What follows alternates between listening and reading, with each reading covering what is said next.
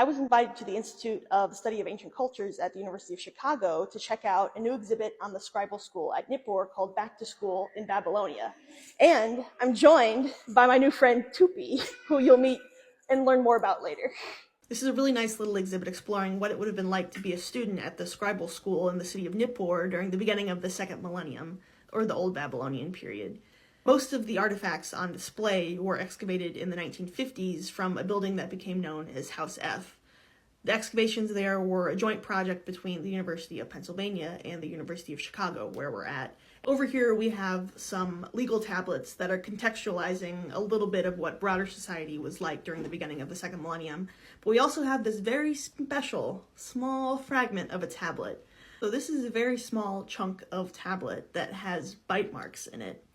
And there's a little bit of text on here, and Nick Feldhaus was able to determine that this is part of Proto-Ea, which is a lexical list that, based on his reconstruction of the scribal school curriculum, is something that students would learn how to do in the first year that they were studying. And because there are bite marks in the tablet, two scholars, Anne Guinan and Earl Lechty, were able to take it to a dentist, and the dentist was able to determine, based on the spacing of the teeth and which teeth had emerged and things like that, that the biter of this tablet was about 12 years old. So based on this information, based on this very small chunk of tablet, we were able to figure out that cuneiform scribal students started at about 12 years old.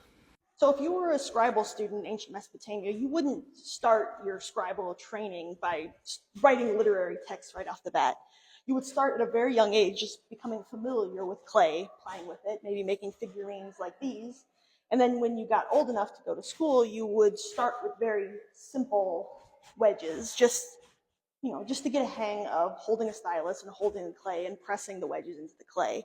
So we get these tablets like this, which just have one type of wedge all across it. So this has a bunch of horizontal wedges on it.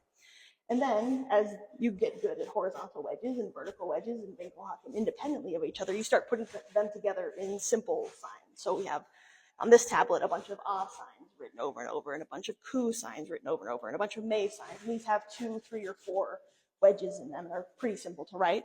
And then when you get the hang of those, after writing them over and over and over again, you work up to some more complex signs. But it's just practice and repetition, just like how we learned how to write when we were kids. English, probably, not cuneiform, but the same idea. Once scribal students got the basic signs down, they could actually start putting signs together into words, often lists of words, to get them also familiar with vocabulary. So we get lots of lists like this, list of body parts, words from model contracts that they might be writing if they're learning how to, write legal texts, proverbs, which are always just fun to read because there's lots of fun little jokes in them. And it seems like we can pick up on some of the fun that they were having, because these are, after all, like 8 or 9 or 10-year-olds in school.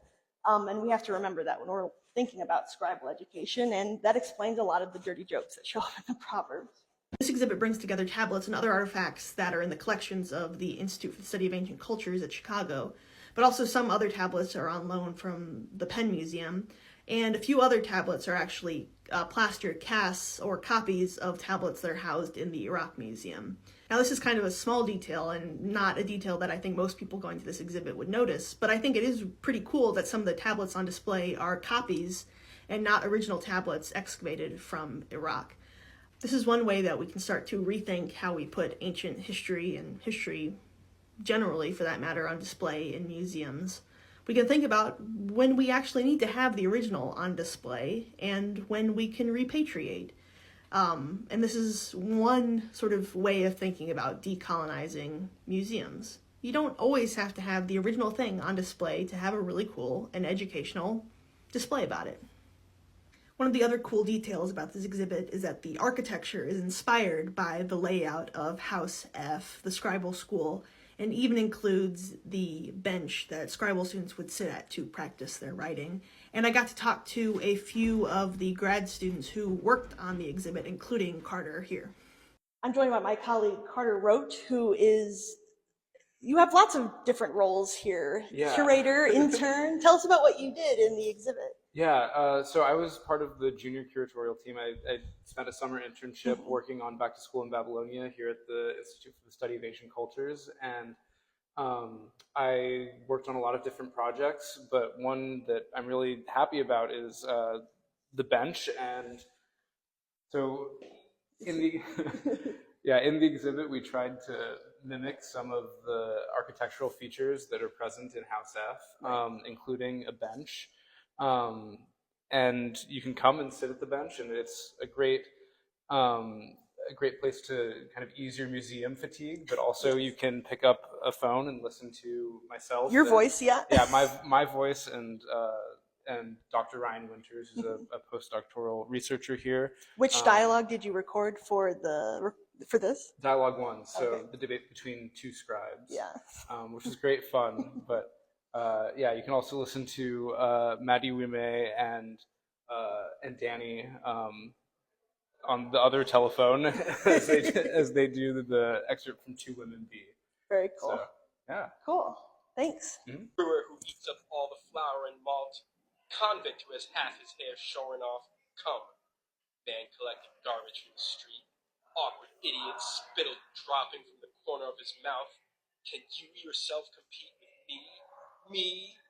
I also got to talk to my colleague Ann Gadiris, who worked on the ledger lists for this exhibit, lists of student names, and was trying to figure out what those lists were used for.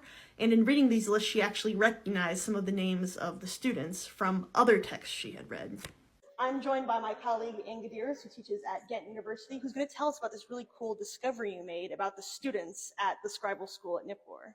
Well, you know, the students did not only have to copy tablets when they were at school, they also, as an exercise to later be able to write administrative documents, had to write ledgers on which the names of all of their fellow students were written, and in the left column, a number probably representing the number of tablets they had to take home to work with was recorded. And the fun thing is that we can now positively identify these pupils with grown-up priests who later sell their temple offices to each other, exchange them, lend barley to each other, do lots of business together, and have this community with their old schoolmates. With their old schoolmates. They were at school together, so they trust each other.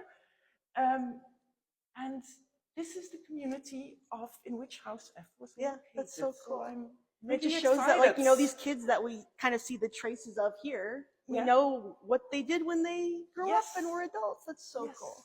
Yes, I was excited by my research. That's great. My favorite part of learning about ancient history is seeing these tiny details that remind us that people made these tablets and these artifacts. And this tablet is a good example of that, where you have the teacher writing a text on one side and then the student copying it on the other side. In this tablet in particular, the student has messed up or something and smudged it all out, erased it. And this text is really, you know, summarizes a lot of what's going on in this exhibit of trying to excavate the humanity of these scribal students and figuring out what we can learn about them through these little remains that have been excavated and have survived the thousands of years since they were made. And that's why that tablet in particular is the cover of the exhibition catalog. And this is a really great book, and it's available for free as a PDF on the Isaac website if you want to check it out. And it includes a bunch of really great images of all the tablets that are on display and essays talking about different aspects of scribal education, from the curriculum to how bilingualism worked, because these students during this period are learning both Sumerian and Akkadian, and more details about how we can figure out all of this from the evidence that we have. So even if you can't make it to the exhibit, you should check out the book. If you live in the Chicago area or can arrange a little road trip over there like I did, I highly recommend you check out this special exhibit, Back to School in Babylonia. It runs until March 24th, so there's still some time to go and see it. And you should also check out the permanent collections of the Institute for the Study of Ancient Cultures. There's a lot of cool stuff there, really cool reliefs and the big Al Lamu from Sargon II's palace at Dur Sharukin, and a lot of other really cool stuff on display. And best of all, the museum is free. So definitely go check it out if you have a chance. It's one of my favorite places to hang out in the US, surrounded by all of my favorite things, and it's a great time.